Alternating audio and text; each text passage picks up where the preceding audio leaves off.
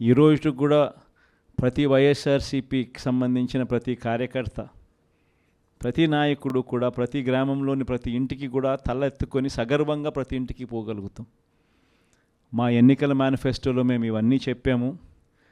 చెప్పిన ప్రతిదాన్ని కూడా ఒక బైబిల్గా, ఒక ఖురాన్గా, ఒక భగవద్గీతగా భావిస్తూ ఏకంగా 99% హామీలు అమలు చేసి మేము మన్ననలు పొందగలిగాము.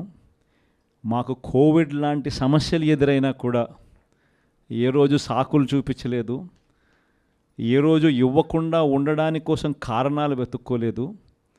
మా నాయకుడైనా, మా పార్టీ అయినా, మేమైనా విలువలతో రాజకీయాలు చేశాం, విశ్వసనీయతతో రాజకీయాలు చేశాము అని ప్రతి ఇంటికి వెళ్ళి సగర్వంగా తలెత్తుకుని చెప్పగలిగే మనం చేసిన మంచి ప్రతి ఇంట్లో కూడా ఇవాళటికి కూడా బ్రతికే ఉంది.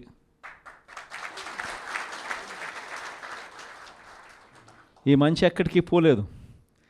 కానీ వాళ్ళు చేసిన మోసం, ప్రతి ఇంటికి వెళ్ళి ఓట్లు అడిగేటప్పుడు అక్కడ చిన్నపిల్లలు కనపడితే నీకు 15,000, నీకు 15,000, నీకు 15,000, నీకు 15,000, సంతోషమా? ఆ ఇంట్లో నుంచి ఆ పిల్లల తల్లి బయటకు వస్తే నీకు 18,000, సంతోషమా? ఆ ఇంట్లో నుంచి ఇంకొక అక్కచెల్లెమ్మ ఎవరైనా బయటకు వస్తే నీకు కూడా 18,000, సంతోషమా? ఆ ఇంట్లో ఎవరైనా ముస్లాం బయటకు వస్తే నీకు 4,000, సంతోషమా? అని ఇట్లా మాటలకు నిజంగా ఇటువంటి అబద్ధాలకు, ఇటువంటి మోసాలకు కాస్త ఆ ఇంట్లో ఒక 20 ఏళ్ళ పిల్లోడో 18 ఏళ్ళ పిల్లోడో ఎవడన్నా బయటకు వస్తే నీకు నెల 3,000 రూపాయలు నిరుద్యోగ భృతి, నీకు సంతోషమా? ఇవన్నీ మన కళ్ళ ముందనే చూసినాం. అంటే ఇటువంటి ప్రలోభాలకు ప్రజలు కూడా ఏమో జగన్ చేసినాడు కదా, జగన్ బాగానే చూసుకున్నాడు మమ్మల్ని అందరినీ, జగన్ పలావ్ పెట్టాడు, చంద్రబాబు నాయుడు బిర్యానీ పెడతానంటున్నాడు,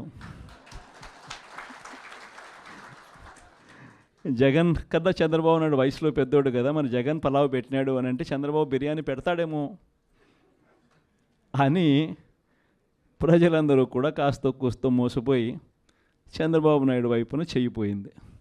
కేవలం 2.5 నెలల్లోనే ఒక ప్రభుత్వం మీద ఇంత వ్యతిరేకత రాగలుగుతుందా అన్న ప్రశ్నకు ఏదైనా ఎగ్జాంపుల్ ఏదైనా ఉంటుంది అని అంటే అది చంద్రబాబు నాయుడు గారి ప్రభుత్వమే అని చెప్పి కూడా చెప్పచ్చు.